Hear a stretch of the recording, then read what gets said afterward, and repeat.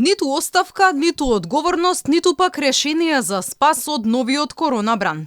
Министерот за здравство Венко Филипче по еден месец пауза конечно се појави пред новинарите, но не за да понуди решение за проблемите, туку да информира за актуелната состојба со пандемијата. Од целата пандемија рече научивме дека рестрикциите нема да го решат проблемот, па порача граѓаните да биле дисциплинирани.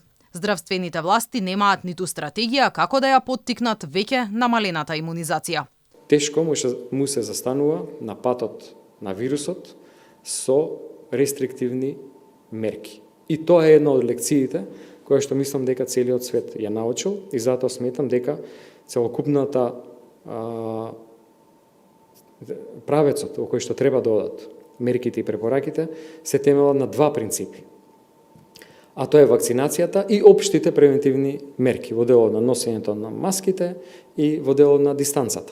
И само тоа може да го излече светот од пандемијата. Апелирам да граѓаните бидат свесни и совесни. Сега почнува сезона на семејни собири, слави.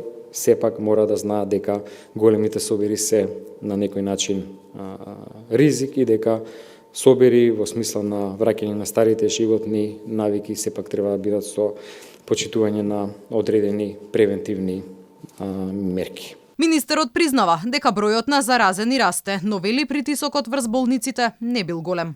Сепак најави дека Комисијата за заразни болести ќе се сретне в петок, кога ќе се разговара и за нови можни мерки. Во врска со високата смртност од COVID-19, Филипче вели оти состојбата допрва се анализирала. Рано е за некакви заклучоци од таа анализа, заради тоа што сме во фаза која што ги припремаме сите теркови, а тука за анализите и методологиите и така натаму, заради тоа што ставаме акцент и фокус на хроничните болести. Тоа е нешто што го дискутираме со Светската здравствена организација, веќе имавме неколку состаноци вчера последен пат, кои што разгледуваме како ќе се пристапи за да сепак добиеме некои релевантни податоци. Во меѓувреме, земјите од регионот со засилени мерки се справуваат со новиот коронабран. Словенија ги затвори дискотеките и ноќните клубови, ја ограничи работата на угостителските објекти, а на граѓаните им забрани да се собираат надвор од семејството. Србија пак воведе задолжителни сертификати за влез во кафулињата, казината и обложувалниците после 20 часот.